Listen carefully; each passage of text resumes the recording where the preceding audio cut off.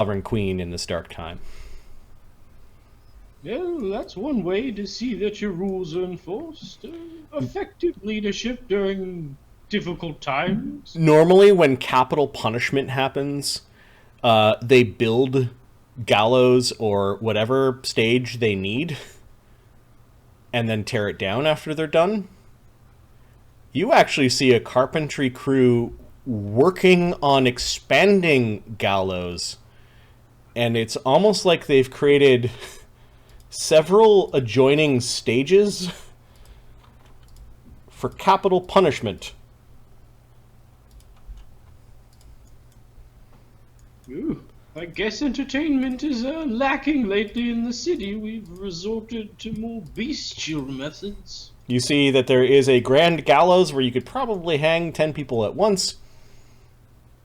That's handy. There is some sort of table that looks like it might be for drawing and quartering. And then some sort of bizarre third one that you have not yet to... you have not identified what method of capital punishment will be used there. It is all strategically placed around a castle that... a forecastle that... What would to identify the method, what would the role be? Well, you also mentioned that heal is used for torture. Yes, I would let you make a heal check to figure out what... Oh, yeah. Absolutely. Sound perks up. Again, high as fuck. 35, natural 20. Ooh. Okay, it is almost like they're showcasing two objects of capital punishment on the same stage. It looks like they're putting together a a guillotine. And then there's a spot that looks like they are creating this weird little nook with Iron Maidens. Excellent. An Iron Maiden is a... No, I know. Yeah, well, for those that may not, it is a coffin-like thing with spikes that can go in and out, and effectively you are poked to death inside of this coffin-like structure. Or you could be heated up. Some Iron Maidens, like the bowls that... the bronze bowls that the Greeks use, you'd stick you inside the bowl and light a fire underneath and cook you alive. Bogus. And the reason it's called a bowl is due to the construction of the thing.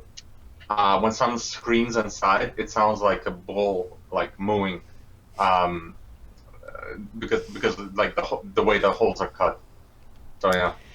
Yeah, it looks like they're expanding and making more permanent, and they've got nice little banners around them, and like there's nobody being executed right now. But... like banners with coupons.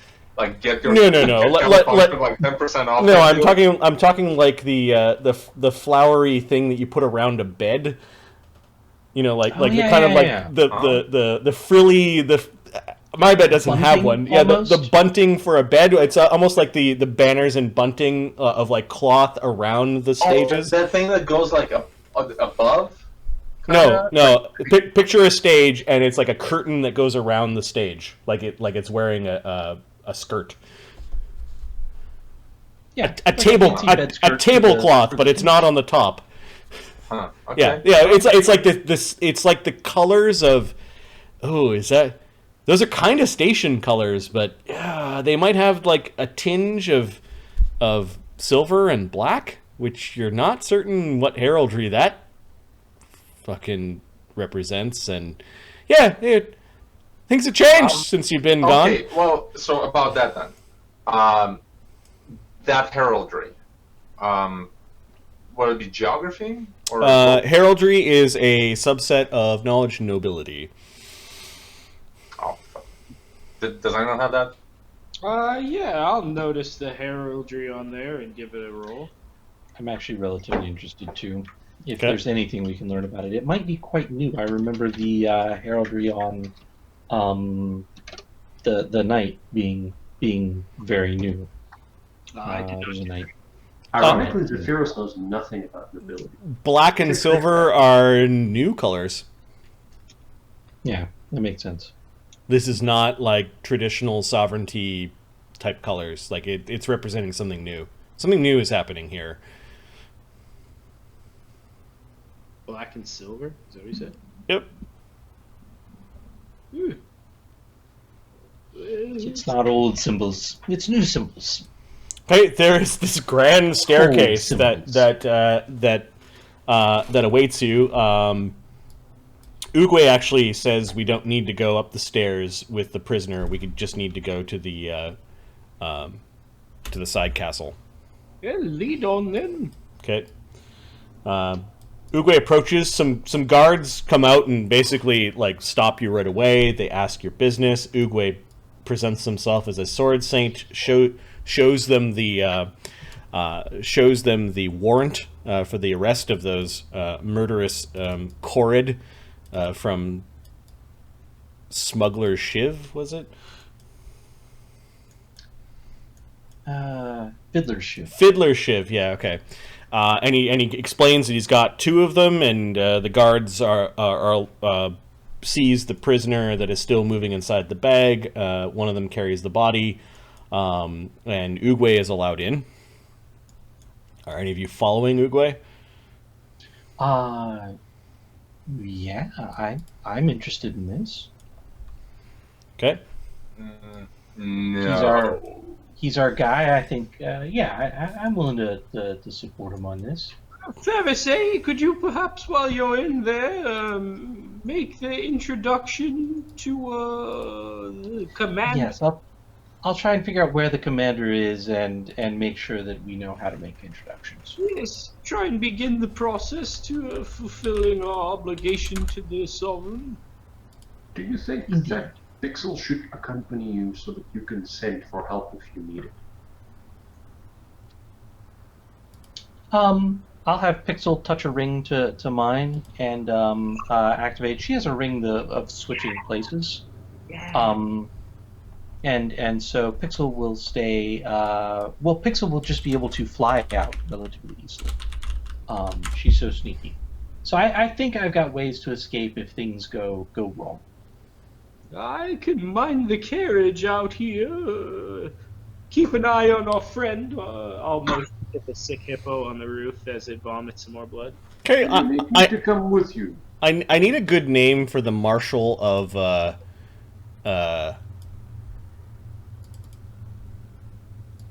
station.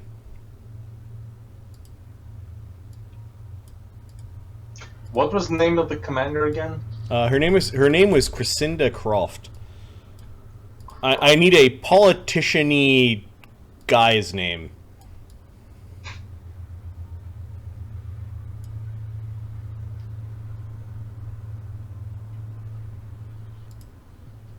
The reality is all I can think of are actual politicians. Yeah, I We're would trying say to avoid. Bastion Stormhelm, that's not bad. I like that. That works.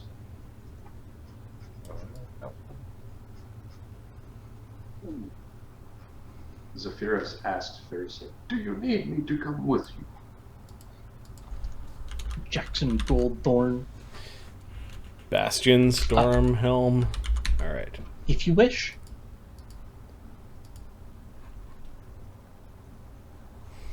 Okay, let me grab some soldiers. Manchester Worthington the 12th.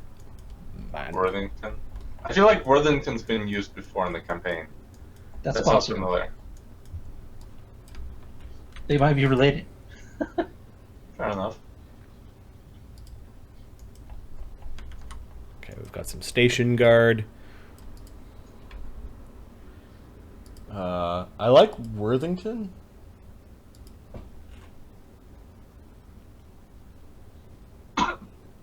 I'm going to combine the two.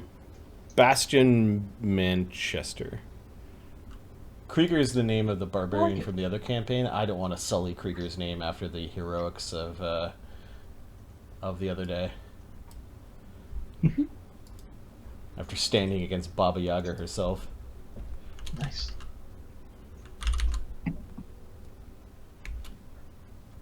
Yes. Worthington. Worthington or Manchester? Manchester Worthington. Worthington, it kind of like begs that he is worth something. So yeah, Bastion Worthington. All right, there's Bastion. Fuck names their child unironically Bastion. Such a weird name. Fortnite was big then. So, oh wait, Fortnite? No. What's the one that has Overwatch? Overwatch. There you go. Yeah. And the good I'm one on would Twitch be and the I actual. mix those things up. Yes. Now I'm banned from Twitch forever. What is Bastion Worthington's role? What is he again? He's a marshal. Marshal. A U.S. Marshal? No, then he would have been Thompson something. Or Johnson. They're both named Johnson. Oh my god, look at the mustache on Station Guard Captain. Wow, I know where the real power in this organization is. Fucking kidding me? Bastion Worthington looks like he wishes he could grow a mustache like Station Guard Captain. Okay, there are some station guard sergeants. There's a sergeant and 2 station guard footmen that come and help Oogway move the dangerous criminal. They have a look at the papers. You seem to kind of go up the flagstaff a little bit, or up the staff. You end up talking to a station guard officer that points towards a captain that looks like he's like. You get the sense that all these guys are on duty and they might not normally all be on duty and in dress. There seems to be a lot of double checking. A lot of like saluting and like you hear the guard captain, "You're in luck. The marshal is in today." Excellent. The whole group of you are going, or just Zephyrus and Fereosae? I would imagine. What's his face? The frog. Buchrabech. Wouldn't he want to go? Yeah, I think he's going to tag along a little bit. Alright. Yeah, I think we'll probably mind the carriage with our sick gobbler and whatnot. Or at least the professor's gonna hang back and mind the carriage for the fender.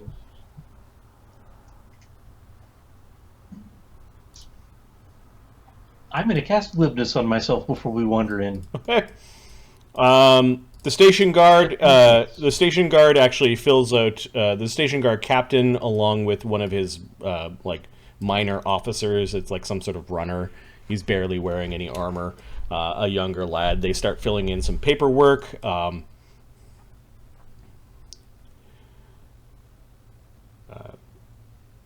marshal is in. You can officially present your warrant and proof of bounty to him, says the captain. Oogway like raises an eyebrow at that and shrugs.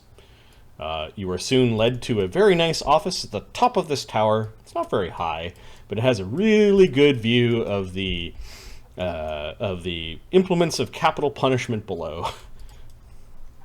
There is a very large man. It appears that you would.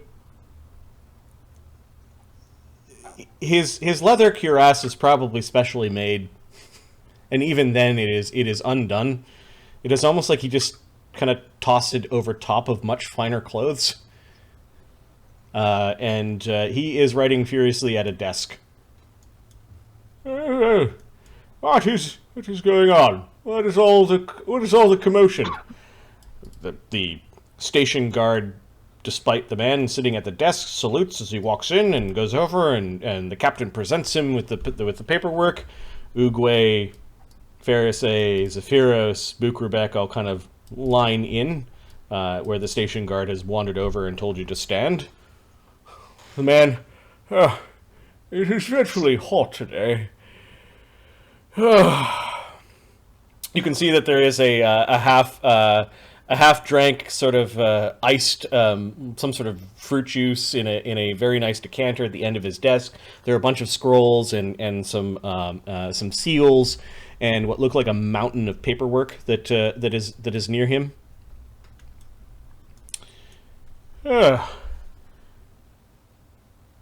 Fiddler Shiv.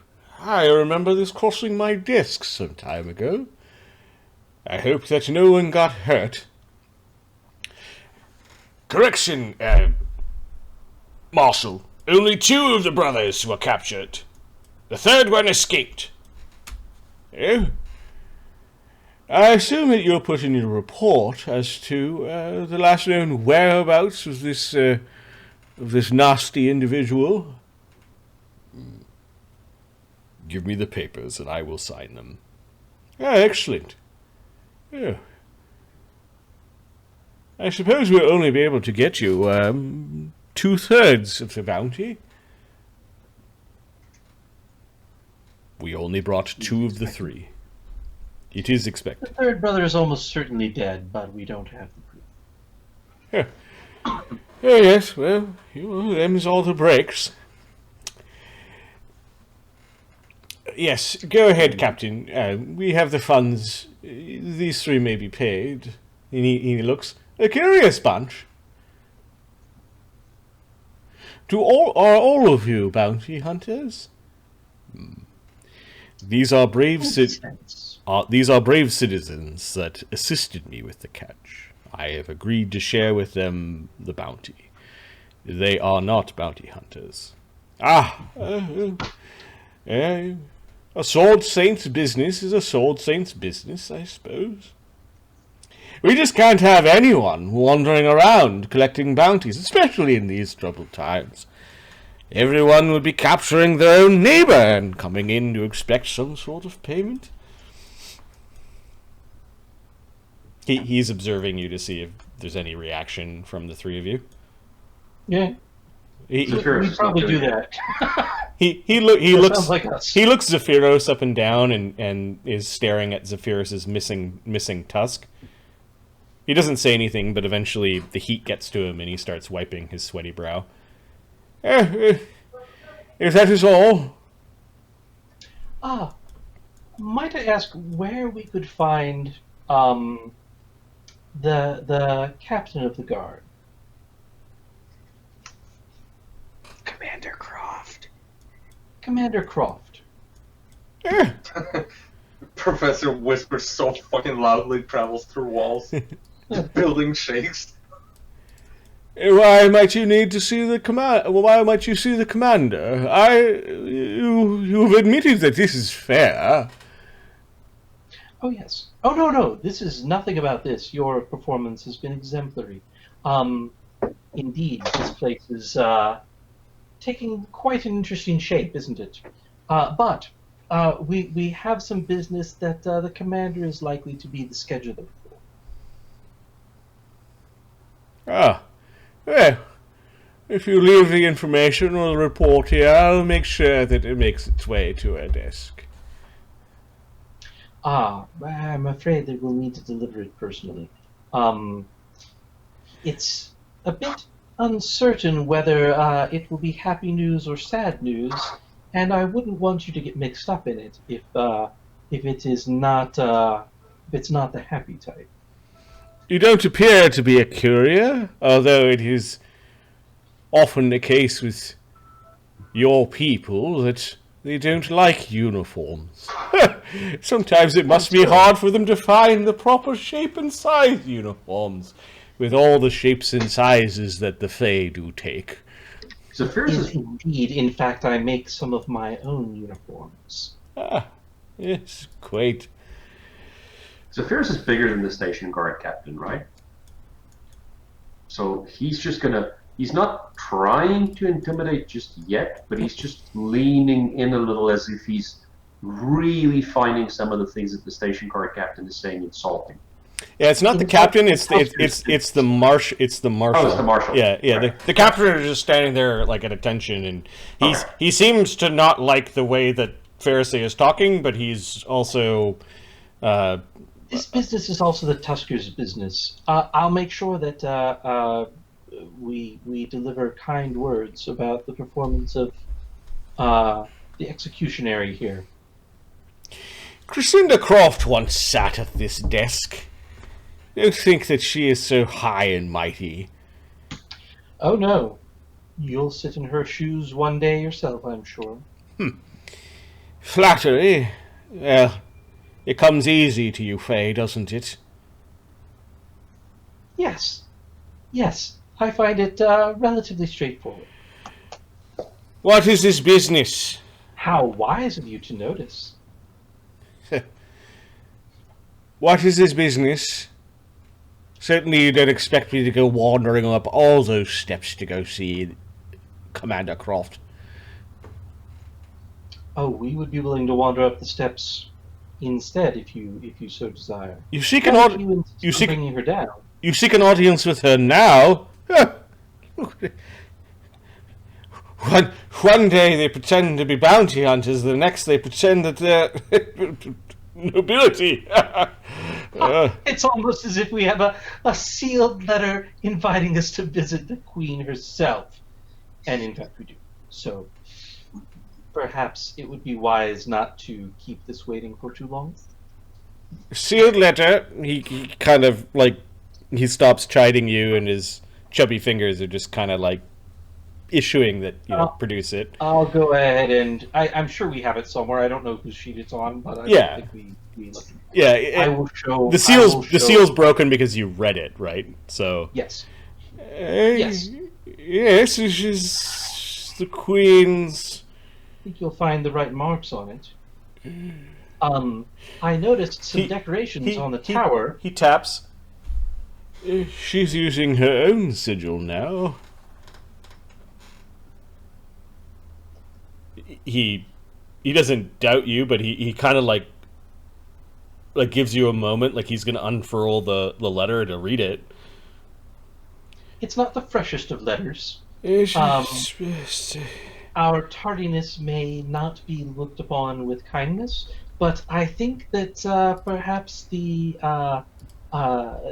Miss Kroft should make the decisions on what our reward or punishment might be on that front. To Malbert and his contractees, including Professor Chalmers, Tusker, Zephyros, and Witchfrey Fereosae, by the Sovereign Queen's command, you are summarily ordered to report to Her Majesty's Palace and present the seal to the Captain of the Guard. Zephyros, Fereosae.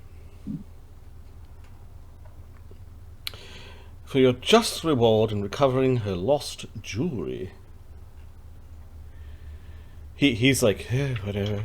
Yours truly, Buchrabech of many hands.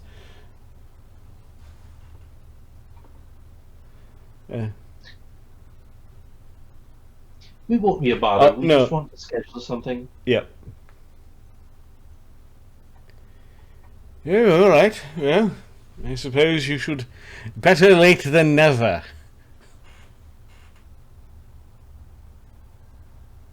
Did he say that the Queen is using her own sigil now? Yeah, that's what he commented to, like, he pointed at the sigil and, like, was like, having a conversation with the captain, as he pointed out perhaps an irregularity. So in other words, the letter that we had has the Queen's own sigil, not the sigil that she normally uses. He said the old... she's using her own sigil now. Yeah, I think we have sigil back before, like, there's transfer. Okay, so we have the old sigil. Yeah, you guys have a sigil that marked her as a sovereign, and it was likely the king's mark.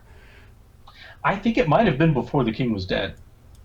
Yeah, maybe.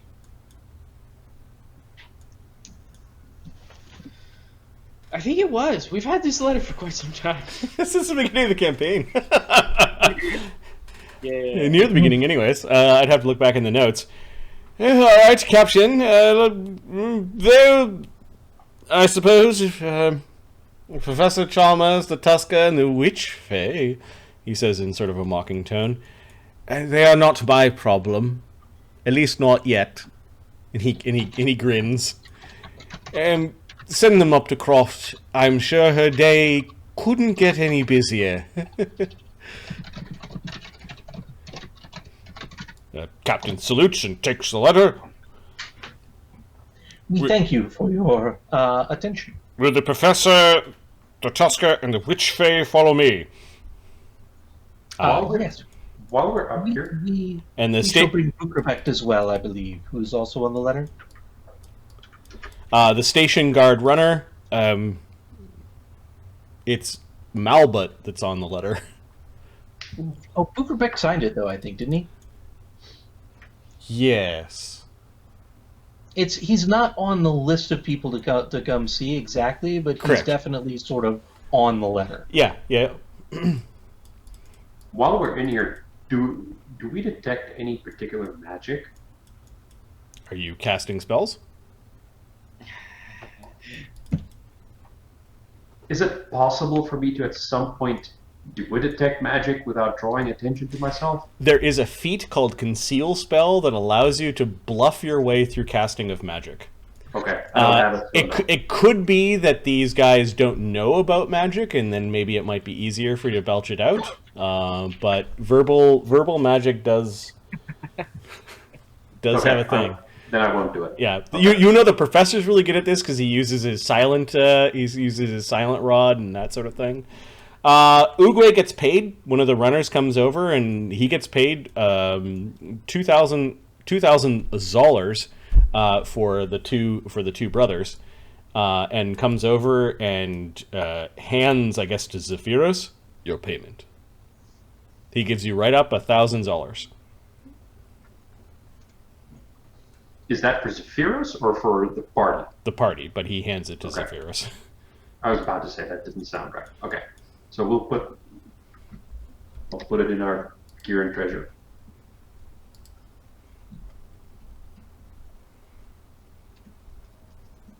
Is that like a company card type deal? I think so. It's basically like 10 rolls of $10 each kind of thing, if you care, but Right. he hands you So like it's like a company suitcase of dollars. Yeah. he hands you some rolls, and the marshal just seems to have convinced himself that it'll be funny to bother Cressinda Kroft on her busy day with the likes of you chatterboxes. So the guard captain does follow you outside. Oogway says he'll wait at the wagon. Professor, we're called to attend with Kroft. Oh, I suppose I'll be needed then, huh? I'm afraid so. I don't believe that this will result in a direct meeting with the Queen, but a presentation of our request. I would hope not. These are hardly my dress robes, and I haven't had time to have them laundered after our train voyage. Indeed. Is there a common language that Zephyros speaks and the professor speaks, but that the guards won't speak? We probably know a lot of weird esoteric languages together. Vark, maybe? Or Just start barking at each other. Bark, bark, bark, bark. does the professor speak Vark? No, I do not. I learned Vark as my last character in... The thing about speaking Vark is you just say Vark for all of the Vark words. Maybe Sylvan or Elven. Or... Do you have Onquani at all? High Onquani? I have high on one. I'm pretty sure that's a dead language, right, Marty? It's like not really spoken in conversation. Religious circles might know it. Yeah, I would say High Onquani, I will say, is probably the safest bet. It is a gentleman scholar language, I think.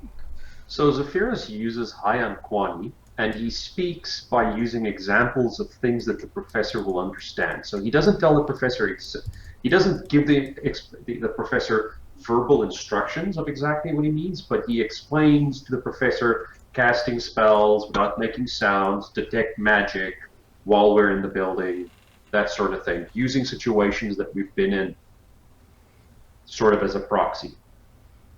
Because what Zephyros wants is he wants the professor to see if there's any magic around, just to get a foot in what's going on here. Well, if I catch your drift, perhaps. But as you know, I will, of course, make gestures while casting. I haven't I am a big man. This is the fierce in Hyanquani, which I'm sure the accent sounds funny to everybody listening to us, tells him that I am a big man and I can help you make gestures without taking notice. You can sort of stand behind me or something like that. I will do my best to look for the appropriate moment, of course. Of course. And with that, we join the party and we go back. I think at some point after we've walked away, after maybe like 18, 20 seconds have passed, the not Fant, but the what are those creatures called? The hippopotamus. Oh, creature? the hippo, the GIF. Yeah, the GIF creature will let out one last geyser of blood, and with a deafening roar of flatulence will sort of deflate and disappear because we've been gone for too long. The guard captain comes over. So hold up a second. Before you guys start walking away, I guess because Son doesn't know any of this plan. He's like, "Hey, where are you guys going?" Just to present our letter to the leader of the guard. It should be a relatively quick affair, I think. Although, and then to make the introduction of Buchrabech. We are missing a Malbot, and Buchrabech's elbowing Son. Malbot will be here for the meeting with the Queen, but does not need to be here to schedule it. Malbot! And he puts a hand on Son's shoulder. Howdy! You're Malbot. Okay. I don't know if you would wish that misfortunate of a name upon... Wait a second. Did Buchrabech read the letter? Buchrabech seems to know what it is. Okay. He signed it, didn't he? All right, because Son has no idea. Like, no one ever showed that letter to Son. Yep. So, I don't know how Son would react. Just pretend you're Malbot and you can go inside the castle with them. Okay. Son nods, follows. Hey, found Malbot right here. Oh, hello, Malbot. Nice to see you're all together. Not so stiff as the last time I saw you. And not so worried about contracts. I'd be worried about him smoking them. It is an improvement in many ways. At the sound of the word smoking, Son's eyes like slightly light up, but then they just fade back. Yeah. There's no like it's been a long day. And yeah, Pixel runs. It just follows. Pixel runs and lands on Fereosae's shoulder. Do you want me to stay here? Do you want me to come with you? Why don't you come along? Okay. Before we leave, Son turns to Oogway. Is like, guard Mocranon, please. He gives you a nod. And make sure no one steals my ride. I'm not sure anyone can.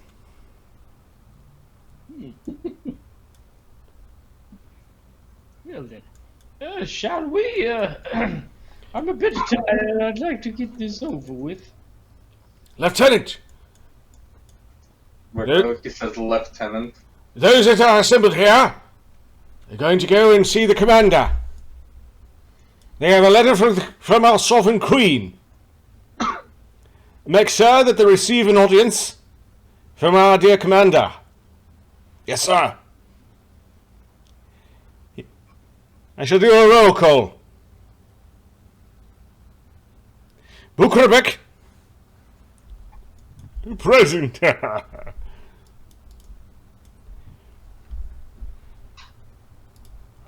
That's it. Go. No, I forget how they were described. Professor Chalmers. Hey, yes, I am a professor. Yes. Henry Sinclair Chalmers III at your service. Indeed. Tusker Zephyros, Yes. Witch Fae Fereosae. The Herald of Autumn, and in your presence. I wonder which Fae she is. Quiet! Clever.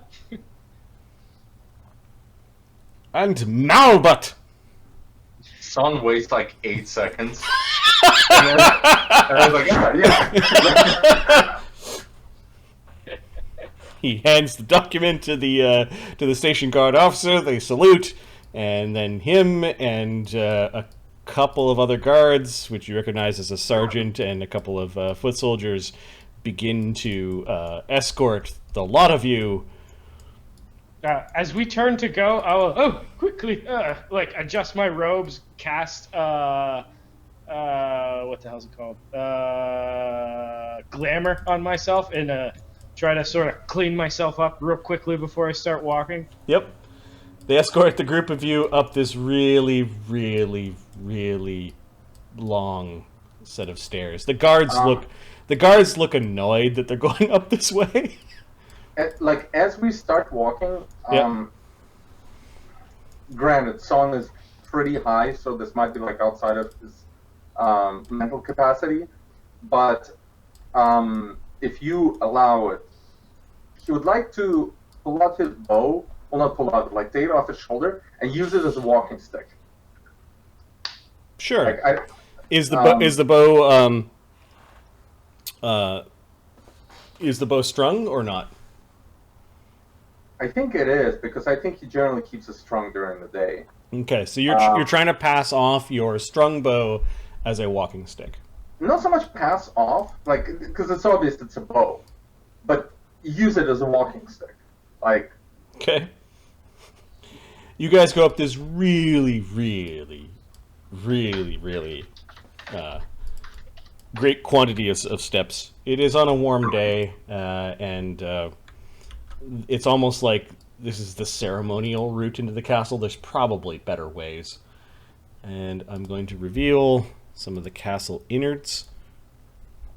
The innards of the citadel. So I'm going to paste you guys here. Marty, I'd just like to congratulate you. About, 1,000 games in, you finally got us to the Citadel. We haven't quite met the Queen. We're going to really drag our feet on this all the way up to it, but It's fine. you almost got us reeled in back to the darkness. So here's the top of the stairs. The stairs leads under like a machination or like murder hole, and all sorts of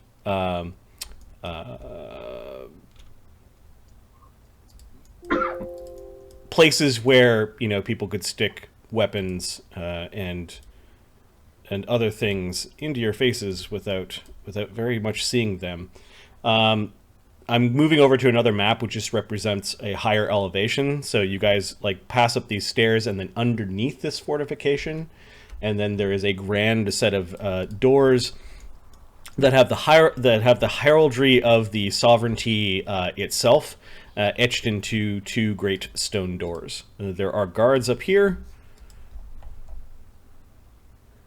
Let's see. They look like... You were surprised to see 4 of them, but I guess near the entrance of the castle in these trying times, your group is escorted. Where did I paste you guys? Nope.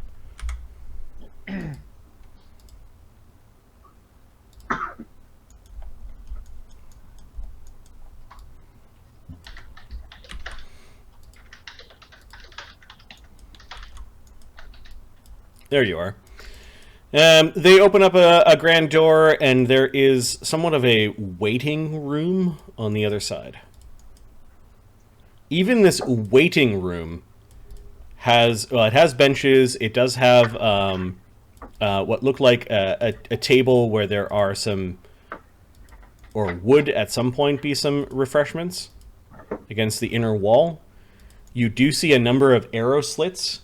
Like, this is meant to be an area that, like, push comes to shove, they could defend. Like, an archer could sit on the other side of that arrow slit, here and here, or maybe spy upon people in this room. The guards, the whole group of guards that had followed you up there are continuing their way. These two guards just simply,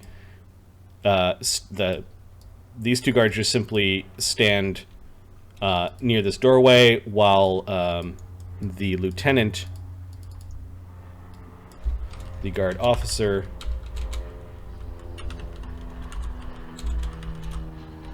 continues with your note,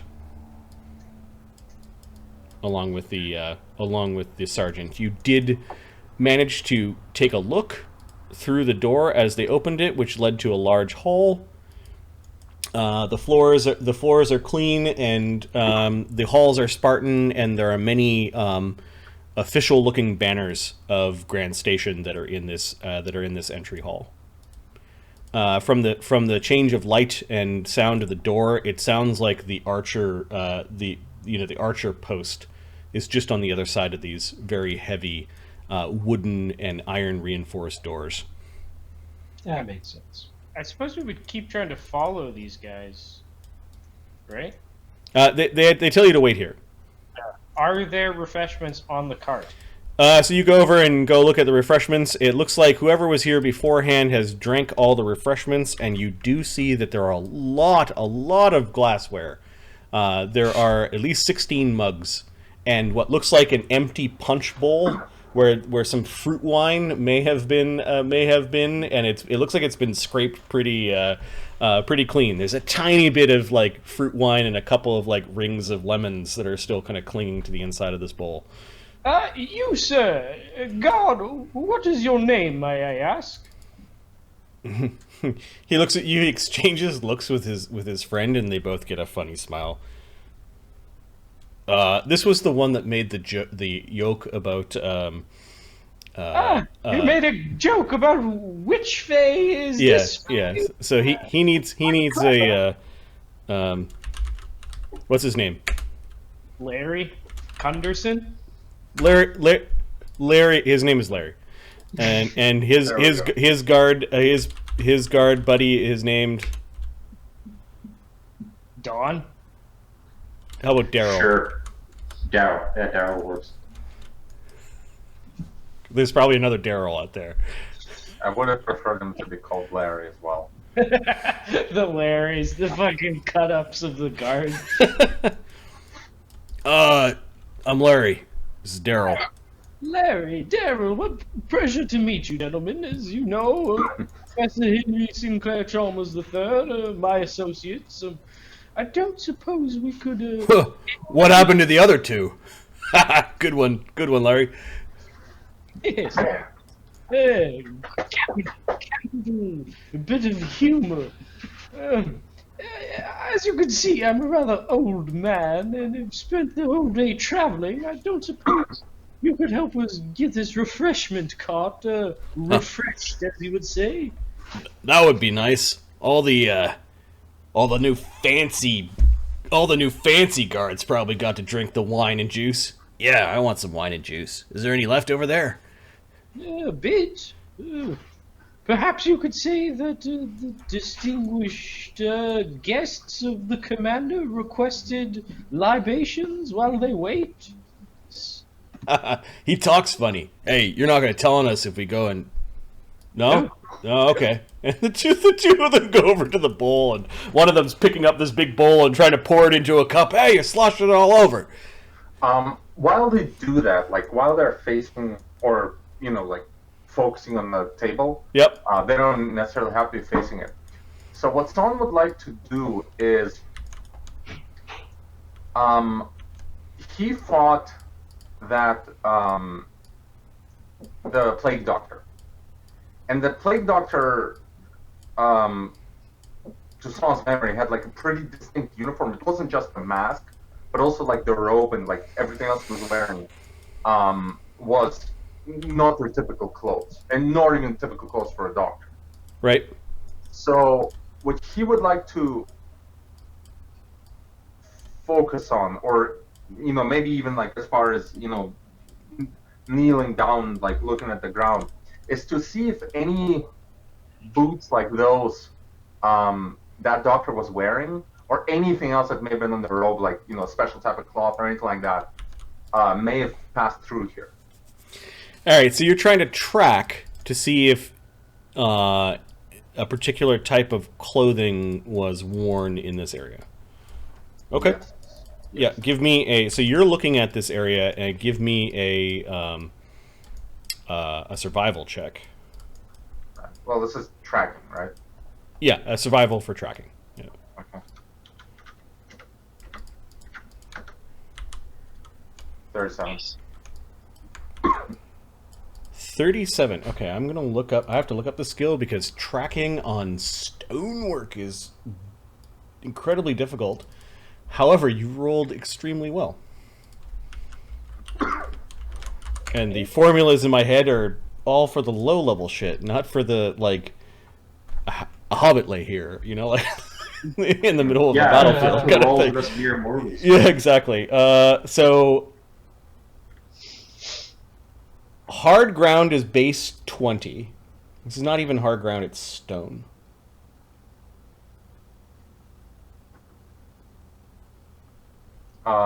Hard ground is any surface that doesn't hold footprints at all, such as bare rock or an indoor floor. Wow. That's literally what this is. Okay. I guess it also includes stream beds, whatever the fuck that means. I think it means like the bottom of like a small room. Right. Okay, Son, this place has been very busy today. Minus Right. the people that you've seen, you would say these glasses in this punch bowl have been filled twice.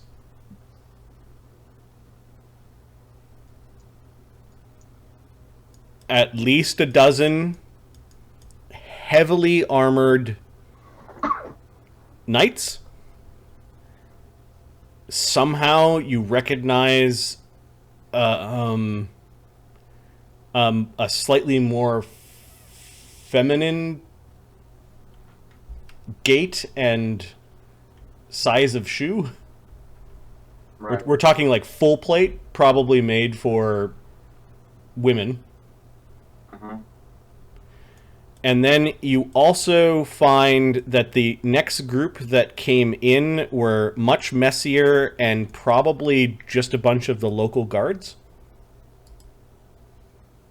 Like similar guards that you've seen. You see a lot of like little plumes from the feathers, and you suspect that there is a large quantity of captains that are on the other side of this door or that have come through here, and we're talking in the last several hours.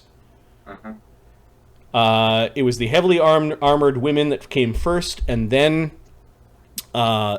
these guard captains, probably equal in number, and they had a bunch of like other guards probably with them. And you do see some softer footprints, soft leather boots, like city folk boots. Mhm.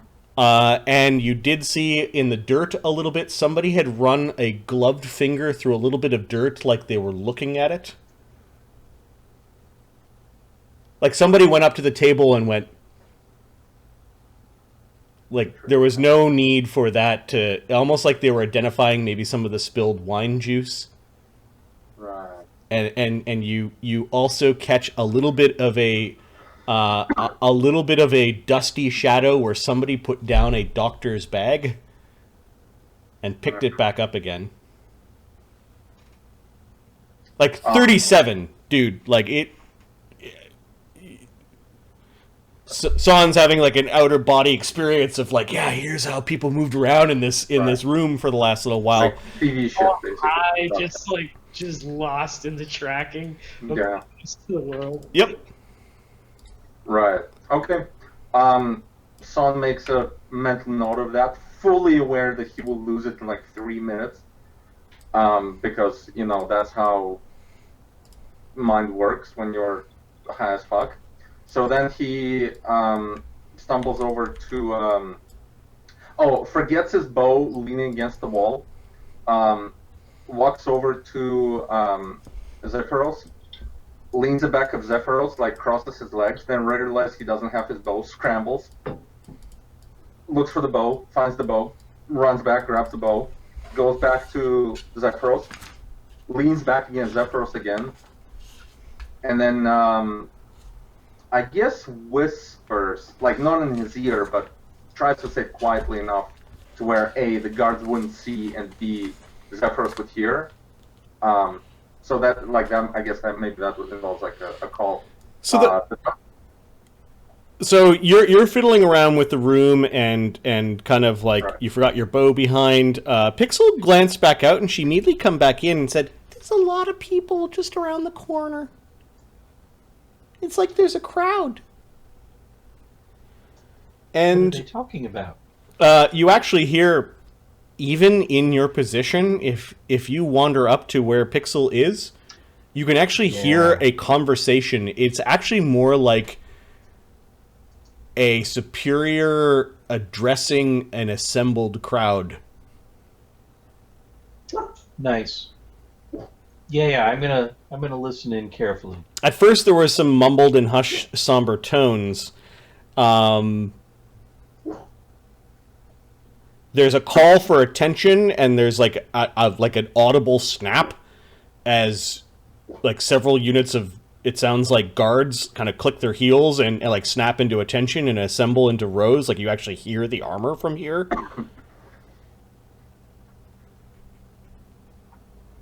There's some murmuring, and you hear a strong feminine voice that cuts through the rumble of whispers.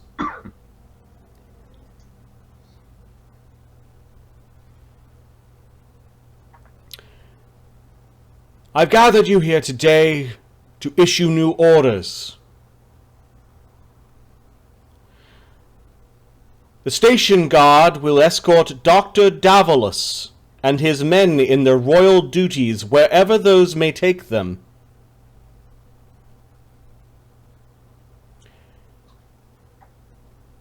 Dr. Davulus and his queen's physicians are working to solve the problems that plague the city."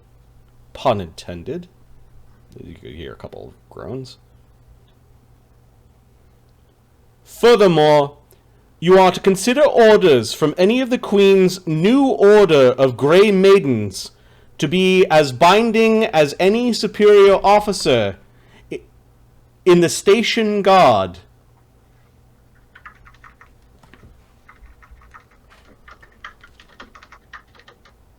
Or in the sovereign's own private guard. You are guardsmen of Grand Station. You will not balk. These are dire times, and your city and country and sovereignty need these healers. Your city, your sovereign, and your home needs you.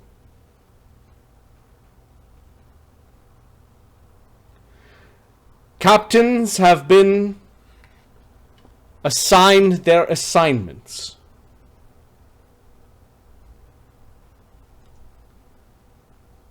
Praise be to the sovereignty and to the glory of Grand Station." "You heard, Cressinda? You heard the commander? Praise! Praise!" "Dismissed." While that's going on, can I sneak some detect magics in? Maybe mumbling to myself in a corner, trying to use Zephyros' girth. Sure. Yeah, to try and poke around. I gotta at least capitalize on the thirsty guards.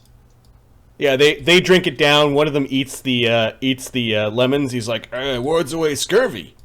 We're not gonna get scurvy. Only sailors get scurvy." "Oh, not true. My cousin got scurvy." "Yeah, well, what was she up to?" Wait a second. Let me look at Grand Station again. How the fuck are there sailors in Grand Station? Like, It's a big pearl that has a train station to like a whole bunch of different stations. right? Okay, so Yeah.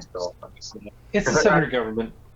I'm looking at the pearl. There's like no water on it. There's like a little like that's why I was. Yeah, so, well, maybe your cousin was with a sailor. She's never seen a boat. Quiet! They're coming. Oh, you guys may want to stand out of the way. Sit down on the benches. And we'll just to complete the previous discussion, Zephyros doesn't answer Son. He just looks at Son, almost going, "Are you sure?" He just looks at him and he's, wow, impressed that Son was able to figure that out. Oh yeah, the tracking. Yeah, tracking. Yeah, that was experience worthy. Like you got experience for the party with that roll. Right. The guards are like, sit down, and they're like snapping to attention, like they don't want to get into trouble. Yeah. Son stumbles over to the corner. Kind of hoping that Zephyros would sit there so he could sit in his lap, but if he doesn't, that's fine too. What did he want Zephyros to do? Just sit like next to a Fereosae. Okay. Okay. Over on his lap. A bunch of officers begin to mill out of that room. Pixel yells, some of them are coming this way. Some of them go deeper into the castle, while others are actually leaving. You can hear them chatting amongst themselves. There seems to be some grumbling about this. Gray Maidens. I wouldn't be so loud. We have guests. They look over at the group of you and just kind of don't really see much of a threat there. The guard captains look pissed. As they're walking, Son glances at their footwear, just to kind of mentally register, like, this is what captains wear, just, to know in the future. Yeah, it's hard to distinguish the captains from some of the other heavily armed men. The runners might have slightly different footwear. Mm-hmm. Okay. No, fair enough. Yep. But it's plate, though, right? Yeah, these guys, the captains are wearing, like, breastplate. They do have hard riding boots, whereas some of the runners have softer leather boots. The captains leave. It feels like for a moment that...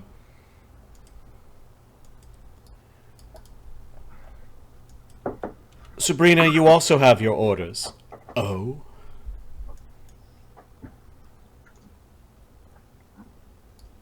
There's a pause.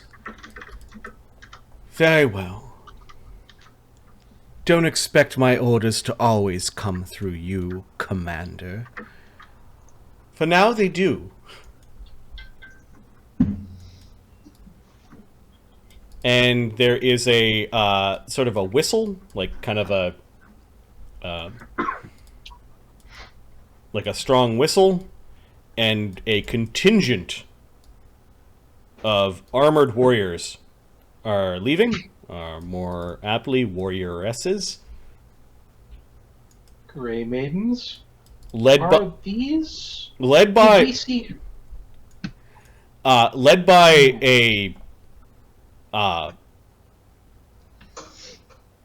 very, very large and muscular woman. She looks very athletic and strong. She might be some sort of half giant. She is close to 7 feet tall. She's got a massive sword that is dripping with some sort of shadowy magic. Is she in love with Renly Baratheon? No. And she is leading this large contingent of Gray Maidens in their beautiful plate armor deeper into the castle. Pixel is like whistling you over to take a peek. Yeah, I'll happily take a quick little look there. Yeah.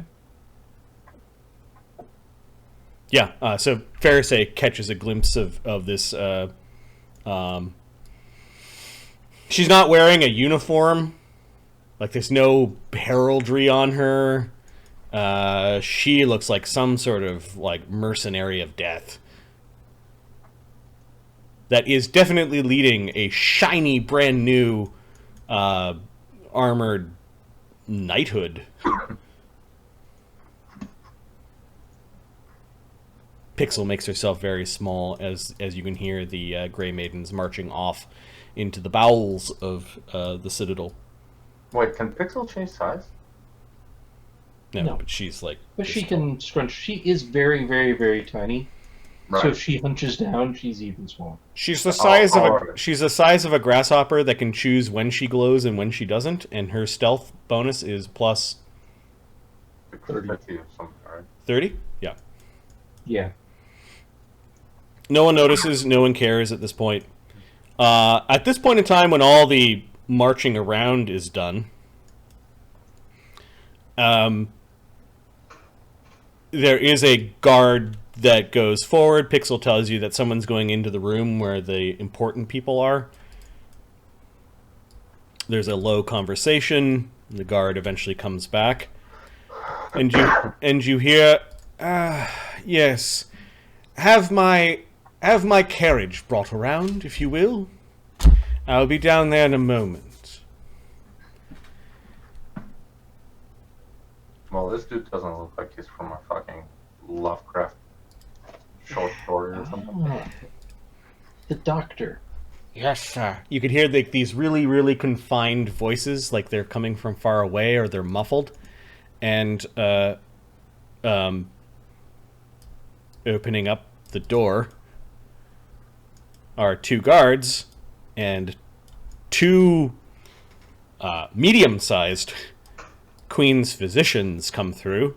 They pause for a moment and they look at the people that are assembled here. They don't seem to, like, care or maybe even notice too well in their funny masks. They are carrying those doctor bags, and they do have very fine and supple leather boots. For someone who's a doctor, these boots are way, way too functional. Yeah, Are they they're going to wearing- go out and do some work. Are they wearing the masks? They are wearing masks. The masks look a slightly different style. Like, they are, like, look at the tokens. Those are the masks. Slightly different style. They are wearing hats, and it does look like their identities are disguised.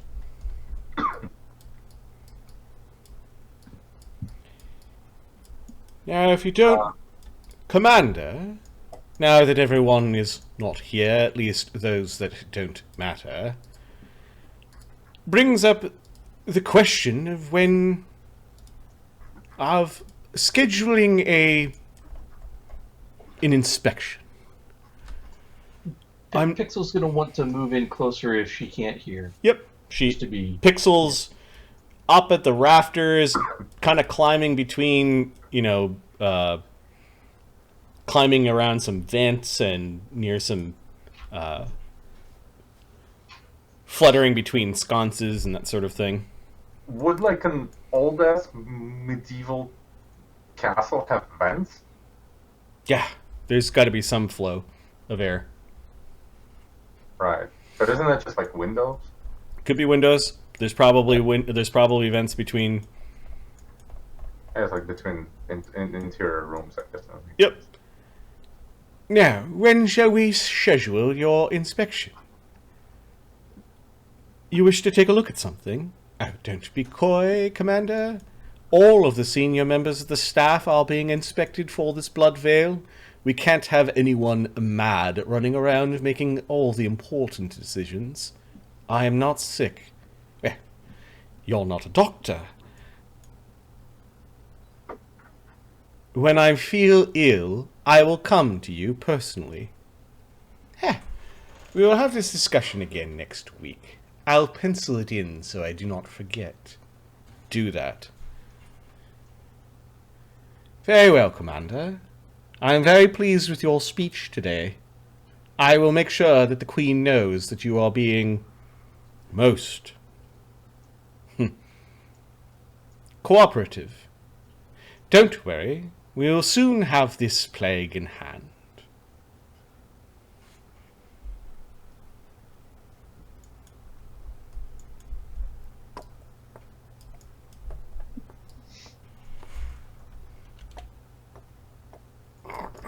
Doors open again. Dr. Davalis is a very handsome man in his early 40s.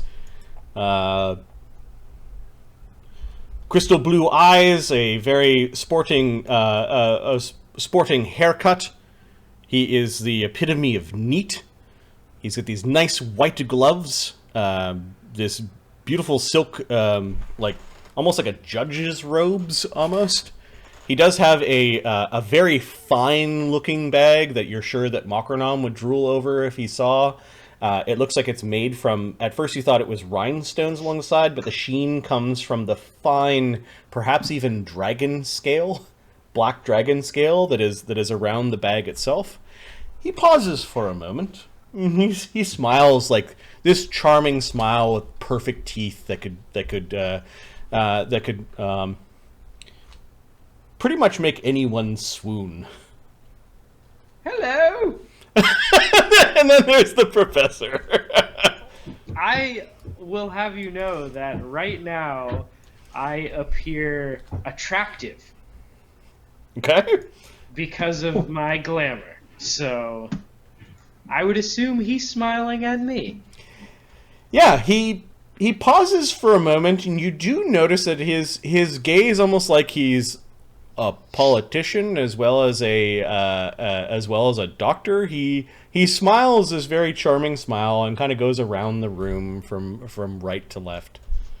He does meet the eyes of everyone in the room as he's turning his gaze. Nice to meet you, sir. I'll say as he meets my eyes. Ah, I'll just nod. the sound of a learned man. Ah, yes, Professor Emeritus these days, but... And I thought I was the only one here in this castle. Oh, my dear sir, you are amongst scholars. Please, please. He raises an eyebrow at San, who probably has a 3-foot aura of of earthy tones at this point. Dr. Davis's nose wrinkles visibly, almost like he's offended at San's smell, and steps sideways a little bit. He goes to extend his hand to the doctor, but thinks twice of it. Sorry. Yes, of course, no offense taken. Trying times we're in. My name, of course, Professor Henry Sinclair Chalmers III, at your service, sir. Chalmers? Ah. I do believe I know a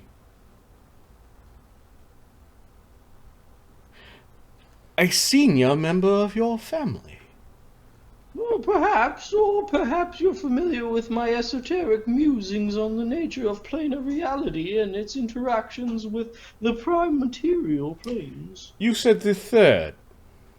Yes. Last I checked. It's been a while, though. Was your grandfather also a professor? Oh, I come from a long distinguished lineage of aristocracy, learned gentlemen, and sport enthusiasts. Sinclair the First? Ah, yes. Oh, that old codger. I honestly don't know if we ever... I know I spent some time hanging out. What started you in some of your more dark pursuits was that you found the old journals of your grandfather. Oh, yeah, and that's where I lost... Nobody knows this, but I lost my brother inexplicably in my grandparents' attic. Amongst all those, I would assume, curios from the grandfather. I believe I've met your grandfather. He had some very interesting theories. about the nature of the world and what lied beyond.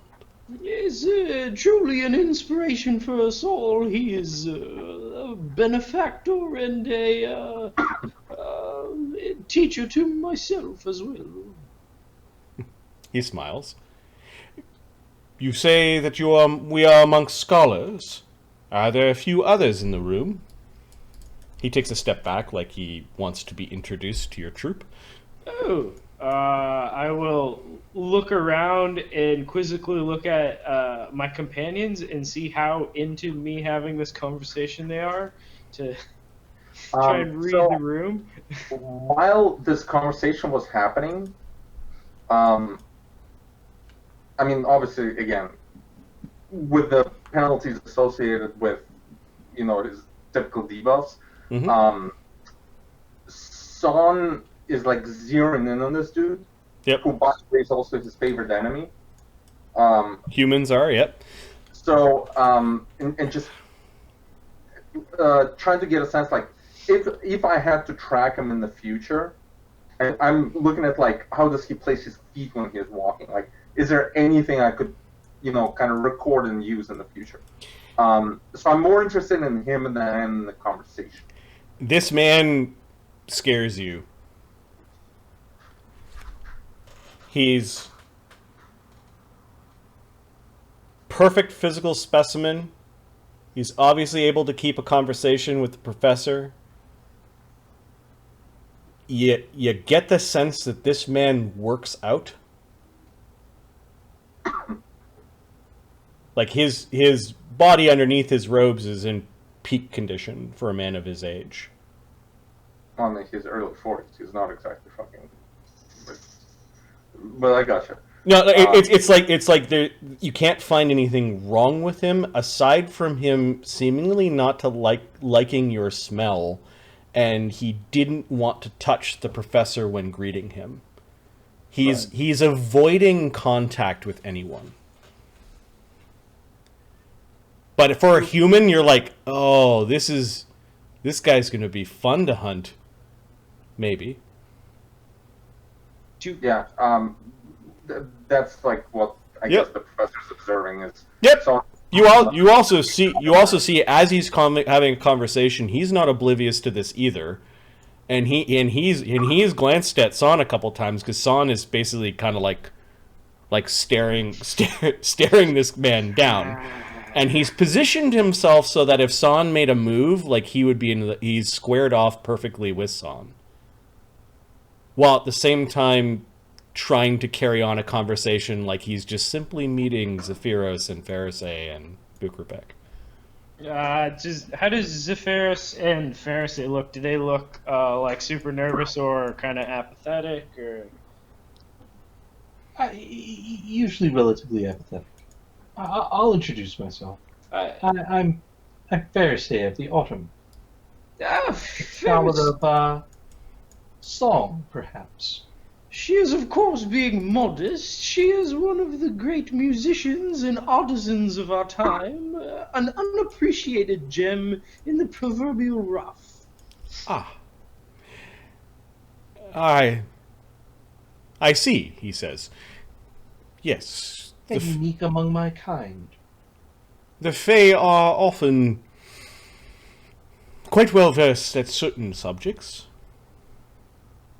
He seems almost immediately disinterested when you mentioned music, like as a scholar, and he was like, okay, like there's some sort of like a bit of derision. Yeah, it's like, oh, okay. Art degree. He glances at the Tusker. Oh, this is, of course, Master Zephyros, the famous Tusker scholar, and recent, sorry, Zephyros, what was your focus of study? Does it matter what my focus of study was? Is, of course, a master of all, as it were. You see, fans have enormous memories for this sort of thing. Huh. Yes, and with my Tusker lineage, I don't tend to just offer up information as quickly as you do. Yes, he's also learned the ways of skill of being guarded, of course. Well, not only that, but yes. Well, I'm also a legendary lover. he must have recognized Buchrabech's robes and just simply, for whatever reason, ignores Buchrabech. Perhaps he's not really interested in any sort of theological discussion. He didn't really have any questions for Fereosae, which doesn't explain now why he was intently looking at some of you. He politely smiles at Zephyros, obviously now exhausted of this conversation. I assume you have official business here with Kroft. I would very much like to continue our discussion, Professor.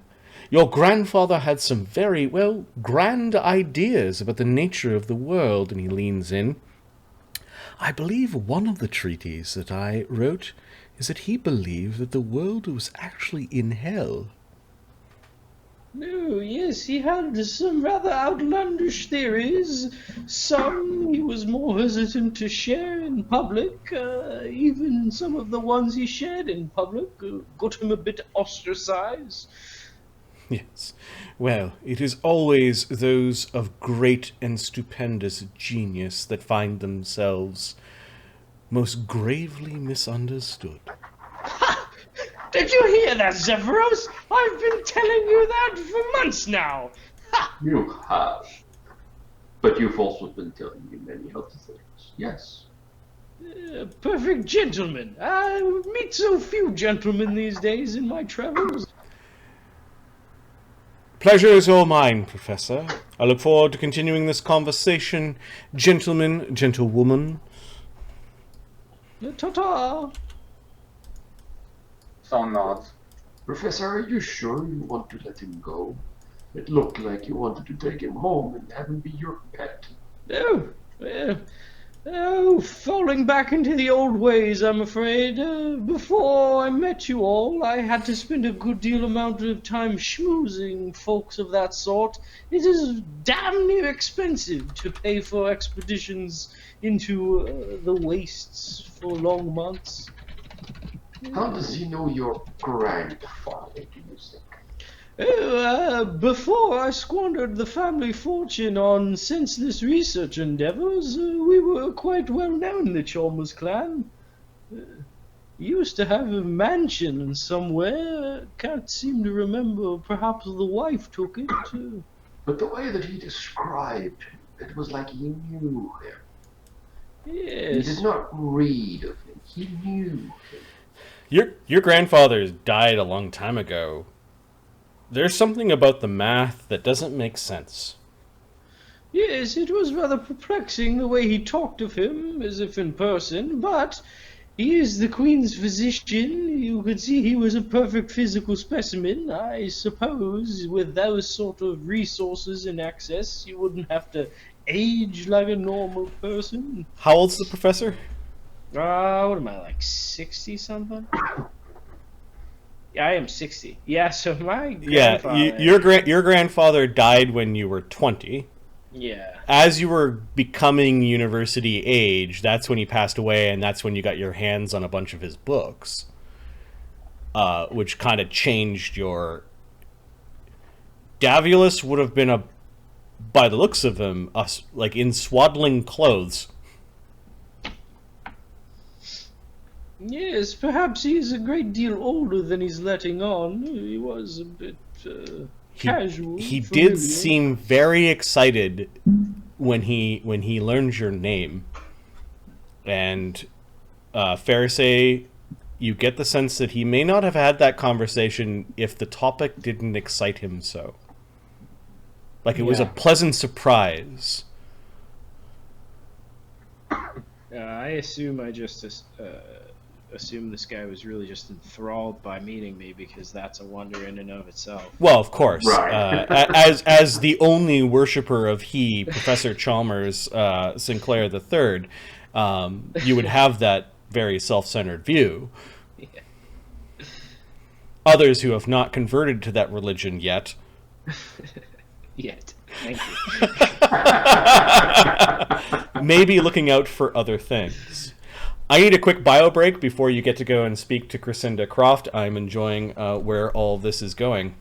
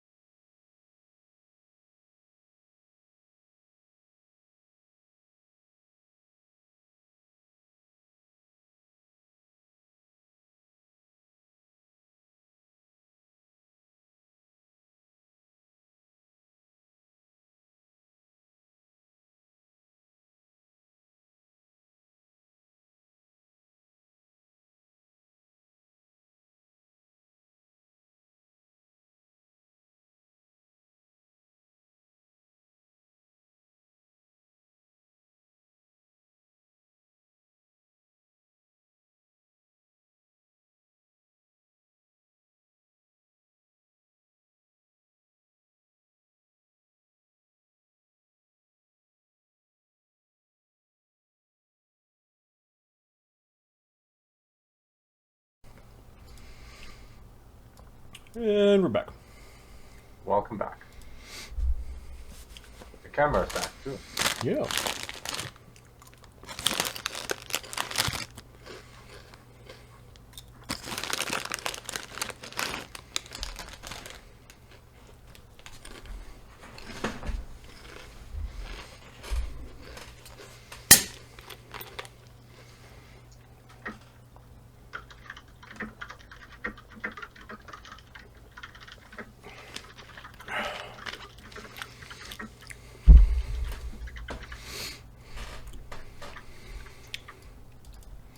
Yeah, the definition of like scholar from a long time ago was like theology, music, and math. I think were the three pillars. And the classics. Yeah. Isn't rhetoric is in there as well? Yeah, rhetoric might have also been in there. There might have been 5 of them, but I think there's like 5 or 7, and one is there's some weird. Well, there was the Greek ones, which are different from the ones in like Middle Ages. Yeah, that's true. The Greek ones is where like it was like rhetoric, song, and then there are a few others. Math, yeah, and it wasn't even math. It was like specifically geometry. Logic may have been in there, philosophy, something like that. But the Middle Ages ones, Had theology mixed in. yeah, yeah, for sure. Well, it was theology. I mean, it was divinity, really, right? So it was that. It was medicine. Philosophy. Yes. Well, it was philosophy, medicine, theology, / divinity, and law. Were like the 4 fields. I think music was still in there. Was it though in Middle Ages? Yeah, I think it was. Probably because like the Gregorian monks were pretty famous for their musical whatnots, and monks were like known scholars in the Middle Ages. Anyways, Dr. Davalos seemed to frown upon music as a scholarly pursuit.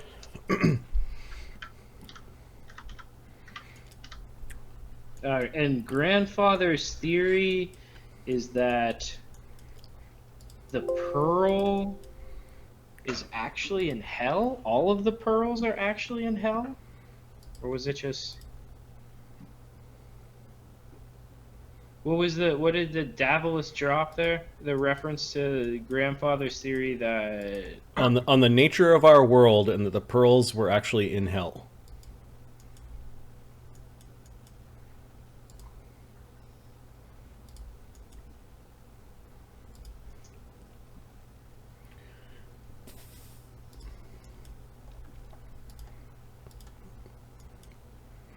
And Fereosae could tell that he was really excited about this.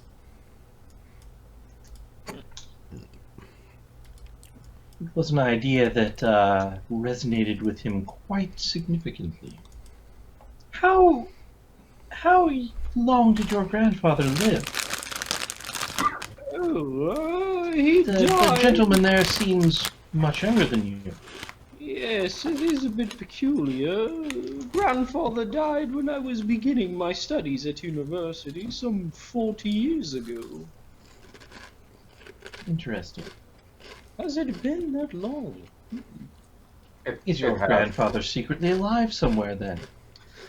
I would think not. Did attend his funeral. He appeared quite dead at the time, but... These things do I change. suppose so. How did Buchrabech react to this?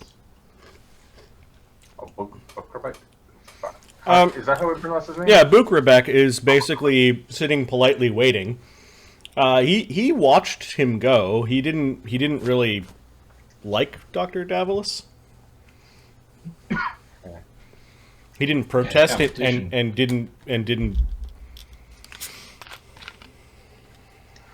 I guess Son would try to make eye contact with him, and when he does, he would like, shoot eyes in the directions where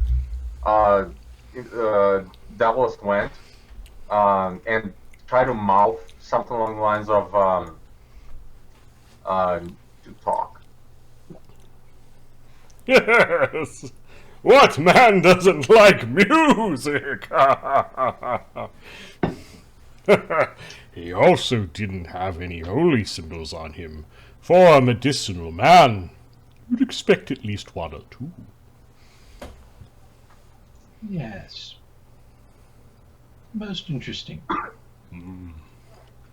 Most troubling. Yes, perhaps that too. Commander Cressinda Kroft will see you now. Make sure that you're on your best behavior. Please. Oh, and please leave your weapons on that table.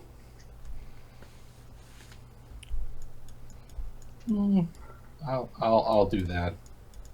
Yeah. carry much in the way of weapons. Okay. Someone attempts to shove his bow up his ass to hide.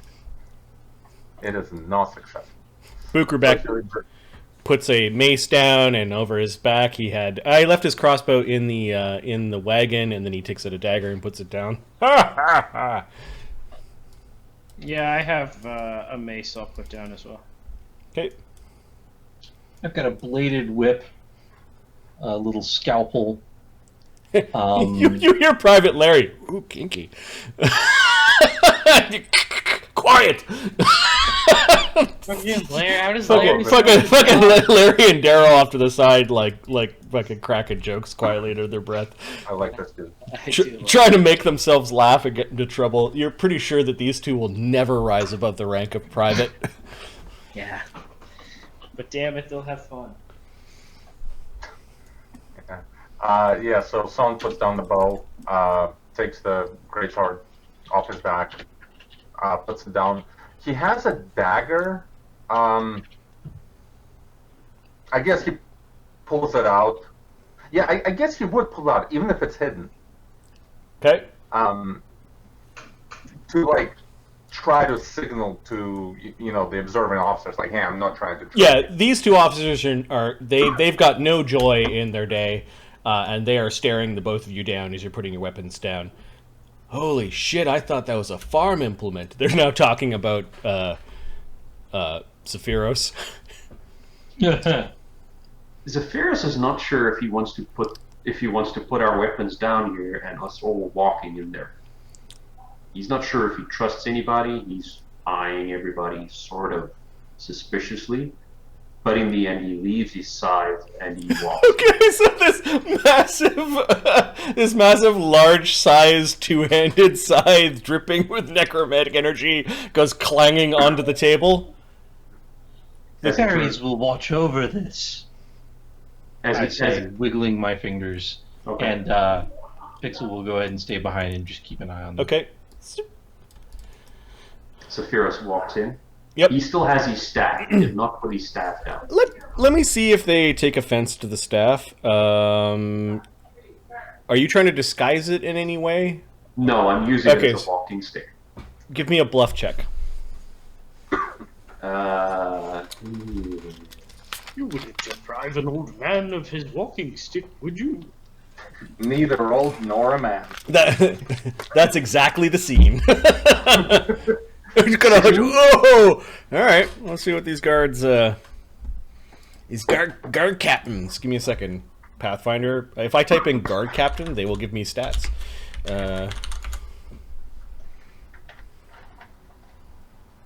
Yeah. Human fighter fives with their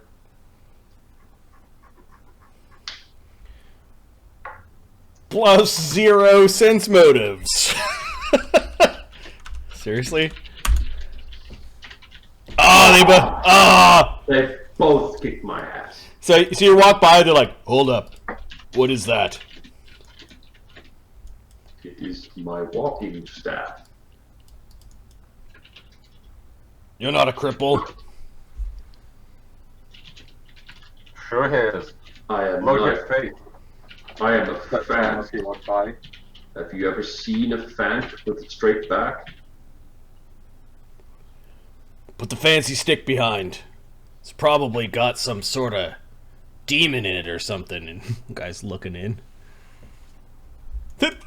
Larry and Daryl just start laughing. Quiet! Oh man, I hope these guys stick around.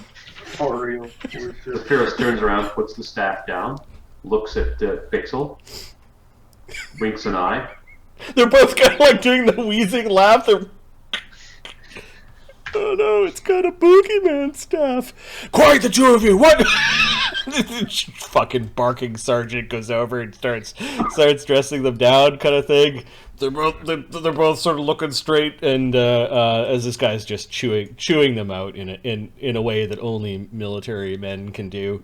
Yeah, they let you by after you put your staff down. It actually kind of distracts them from like looking Zephyros over for any other weapons. I don't know if you carry any smaller weapons or anything like that. I think I might have a small dagger. I'm not sure. I'm checking.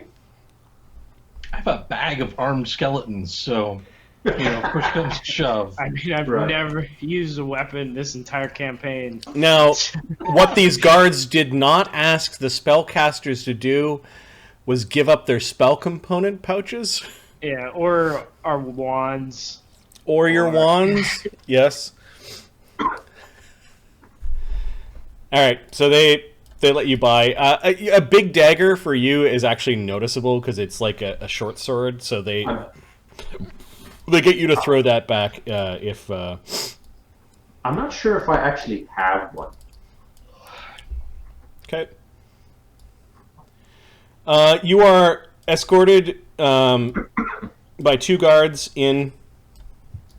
One of the sergeant, after he finishes, or the officer, after he finishes yelling, approaches Cressinda Kroft. When you guys walk into the room, you can see a woman sitting down at a long table. There are all sorts of orders and a rolled-up map that you can see part of, which might be a map of station. She's sitting on a bench, and she's just basically rubbing her temples. Immediately, when someone sees the map, immediately tries to get like a geography check on, what is this a map of? Are there any special symbols in there to keep in mind, things like that. Okay. Yeah, give me a knowledge geography. The thing just flashed.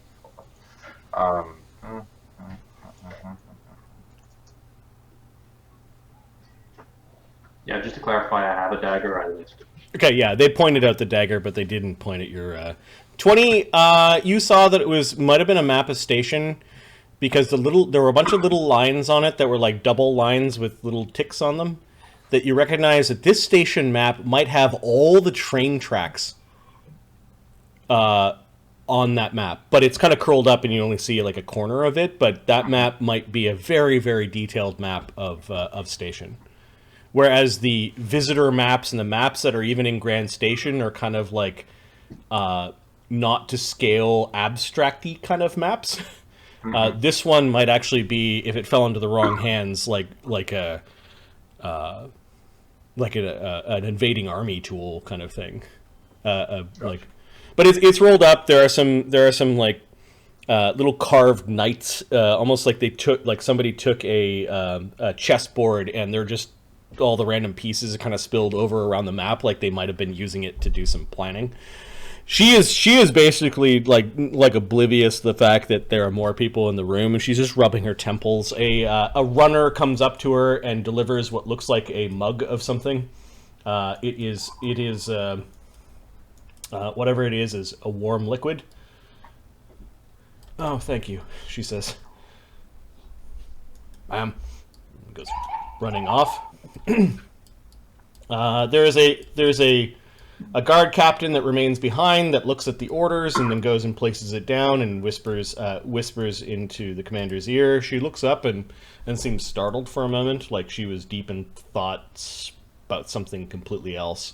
The station captain kind of goes over and they linger for a time off to the side. You notice that she's sitting at a long table. It does have the station guard heraldry along the covering of the table, and to the left you see the throne of the sovereignty. This is not the official one that is up at the palace, but this is one where the king or sovereign queen would sit if they did come down to the citadel to preside over military or city concerns.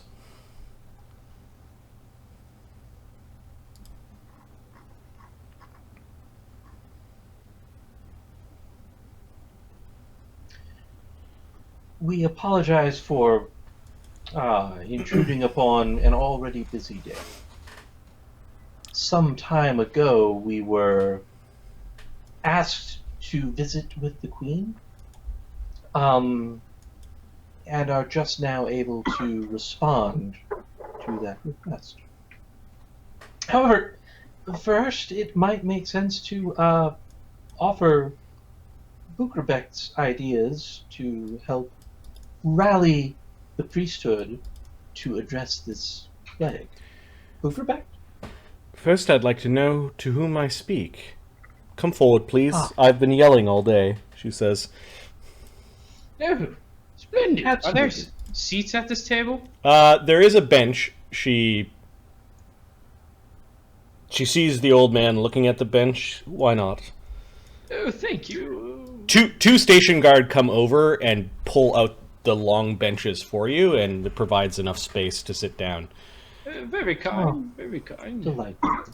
I am Fereosae, a herald of autumn, and a bard of some renown. I am, of course, Professor Henry Sinclair Chalmers III of Athabasca University. Of course, she says, with a bemused look across her face. There's something about her eyes. Her eyes are way, way, way too green. It's almost like they have a bit of light behind them. That's not where I thought you were going. Nice. She's dressed in like a goldish plate armor. She's got a red cloak on. Her hair is kind of tumbling out of whatever tie she put in earlier in the day. But her eyes are like gleaming jade pools. She might not be completely human. Could I do a knowledge nature to see if I recognize this as like a biological trait of some race? Sure. Knowledge planes, actually. Same. I'm not helping. I'm making a separate one. And Okay. I think there's something about that in favored enemy description. That, like, things related to identifying. Mm-hmm. But I don't know how. Your human won't apply here. Okay. Well, I think it's but to identify something as not human. Oh, I see. If you just want to know, yes, that no, your bonus is high enough that she's not human. Okay. Well, that's good to know. 25. Yeah, I'm gonna message it to you separately. Nice. Does she have any holy symbols on? Yeah, we'll get to that in a second. What did you roll, son? You said, well, I guess, yeah, for knowledge planes, I didn't actually roll because we were talking about something else. Yeah, one sec. Yeah.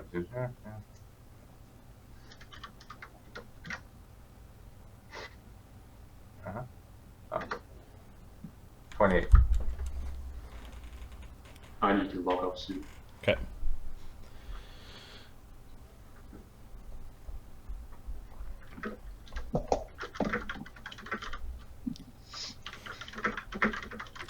As for holy symbols,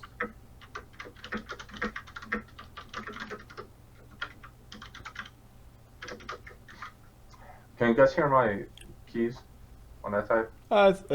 not super loud, but we can hear it. Okay. I'll kill mine. But to answer your question, yes.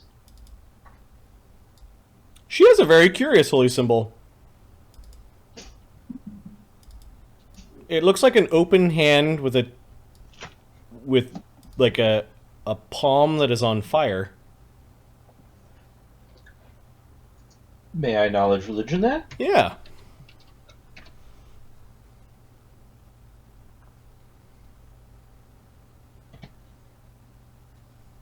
$34.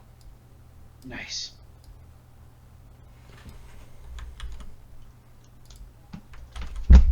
I just sent it to you in... Nice. Ooh. You guys were expecting something like really ironclad lawful, and it actually turns out to be quite hopeful. Yeah, Zephyros is also going to roll one simply because he would see that symbol. Yep. 22. I'm not sure if that's high enough. Well, I guess so. Well, Yep. yeah, baby.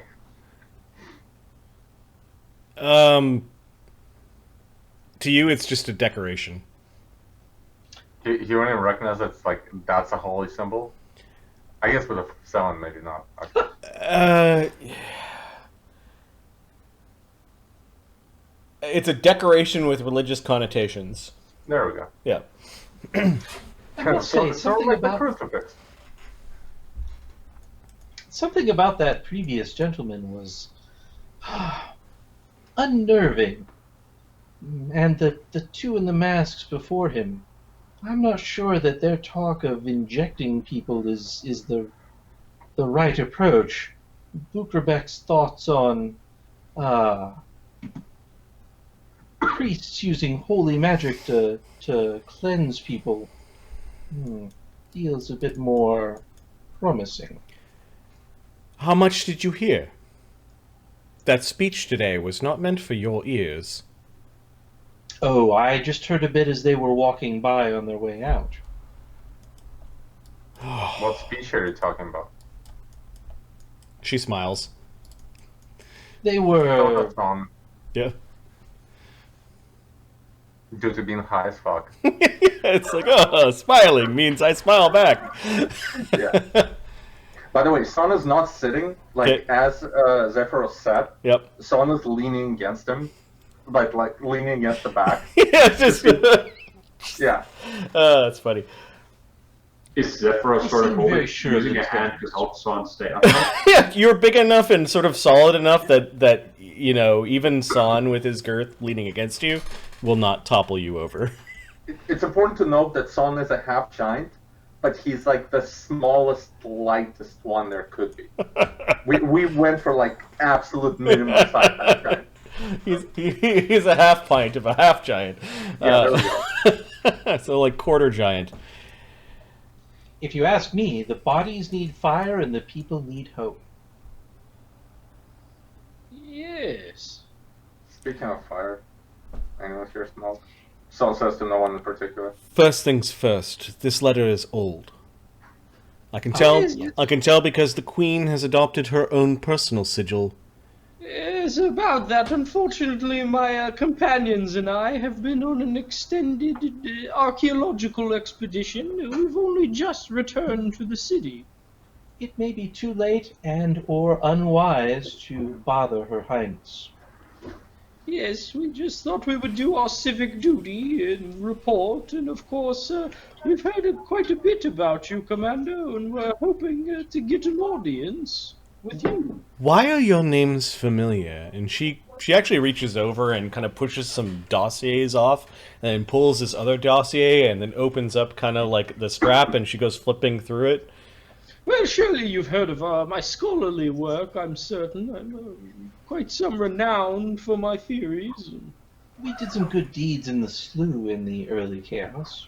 That's it, she says, and she pulls out.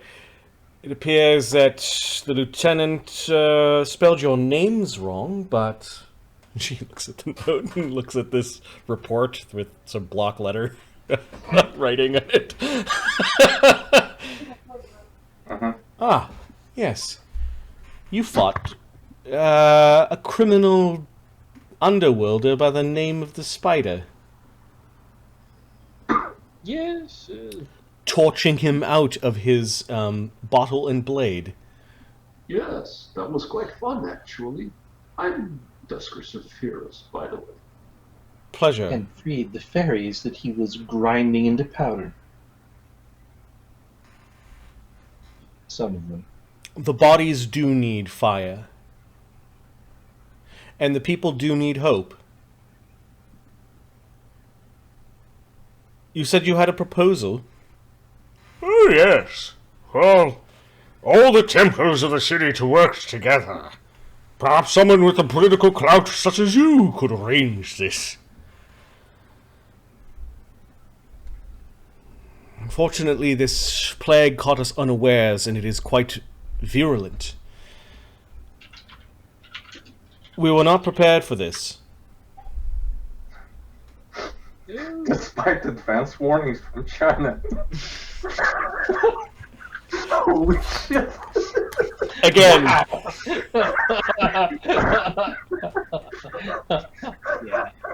yeah. Again, Marty. Yep. The parallel is uncanny. Yep. If you give us like you asked for, but it's the Twitch stream five you more minutes, deserve. five more minutes, and we'll close off this conversation. Unfortunately, my position has been compromised somewhat. Apparently, the Queen has seen it fit to put the trust in not one of the archpriests of the fair and goodly religions of this realm, but in her own doctor. A man that only those, perhaps in scholarly circles, might even be aware of. The look on her face, you could tell she doesn't trust the doctor either, but she is biting her tongue at this point. I would gladly meet with the archpriests of each of the religions if they would come out of their temples. Yes, it might be a bit of a challenge to get them all in the same room to agree on the same approach. Perhaps if there was some motivation we could offer them. I hear they're quite enthusiastic about coin these days. Not all of them, but some are driven by coin because it is the godly way. Well, I seem to have also have my purse strings somewhat cut, as there are new orders to fund nowadays. But you didn't come here to hear a commander's problems. Although, if you are the ones that stood up against a man like the Spider, I might have some work for you. Does this work entail us finding doctors injecting people with the plague on purpose? What? You seem surprised. That's what's happening out there. You notice the guards weren't really paying attention. She says, "Guards, leave us." And they look over, they salute, and they are leaving. As they do, or like after they do, I mean, I guess someone would like to look for bugs, or like any non-magical potential tracking issues. Okay, so you're now looking around the room where for there might be- spy holes and that sort of thing. Cressinda gets up and turns her back to you guys and kind of looks at one of the crenellations. And Son, you're kind of poking around the room looking for things. Give me a perception check as you're searching. She actually stops for a moment. She's got her arms behind her back and she's just looking out the window. 27. That doesn't make any sense. Oh, yes, unfortunately, it seems to be the case. We came across one of these physicians, as they call themselves, injecting. Okay, Son, you don't find anything around this side of the room. You get to about this side of the room, and you do see that there's like a faint line in the ground. It's almost like there is a faint silver line that maybe someone placed as a, don't approach the throne closer than this. Yeah, I don't. So I stop. I walk over to the table. However, you saw a little smudge of something out of the corner of your eye sitting on the throne. It was like in the upper right-hand corner of the throne, there's like a little ripple of light that you briefly saw. That wasn't like a reflection off of something that's on the throne? Nope. Okay. Yeah, Son turns, walks to the table, tries to place himself like between that point and the commander, like in the line of sight basically. Yep. Turns to the commander, leans toward her, like across the table, and whispers, "We're being watched, but we do want to help you." the doctor that we witnessed may have been a fool. She raises a hand like she understands. Do you have proof? I will nod subtly. Yes. You have proof? Yeah. The book. Yeah, we have the doctor's notes that detail all of his experiments of injecting people. We have vials with blood. Yeah, we have their whole Do we experiment. try those? Yeah, I mean I think they're in Machronome, so I mean. We might as well take out a gun that is still smoking. Yep. Yeah.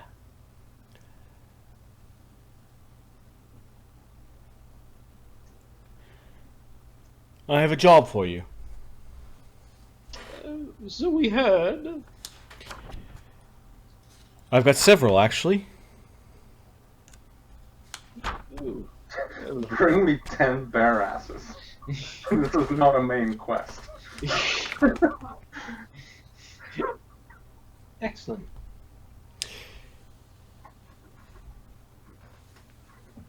I would also like to see this proof. For you to see me again, it would be best that you bring proof of the job I hire you from being done, she whispers. And you thought you heard the ever so slight sound, Son, now that you're kind of like on high alert, of like tiny wings flapping.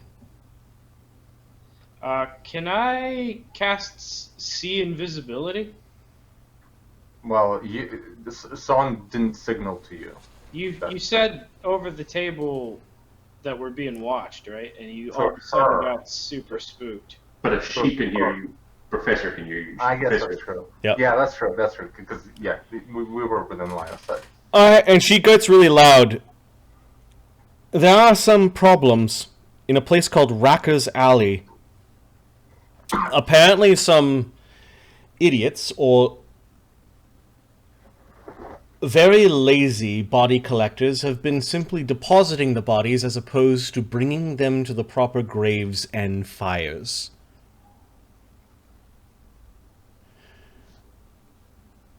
Many of my guards are failing to report for their duties. I don't have the manpower to go down to Racker's Alley in the slough to investigate.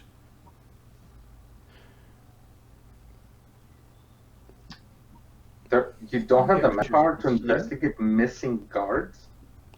No. Why the bodies are ending up there. The two I sent there went running, claiming that something with sharp teeth tried to get them. Oh, I hate when that happens.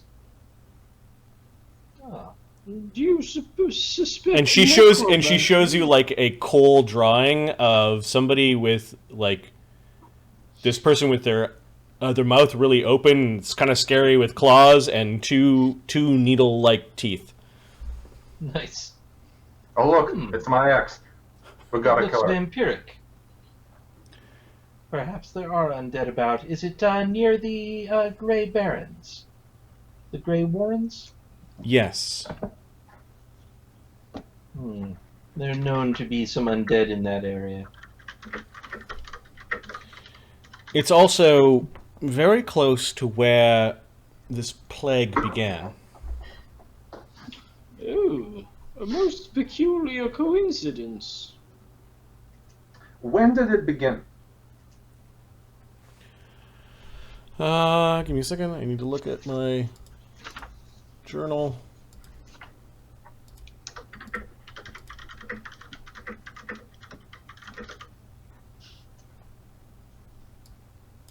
The plague began in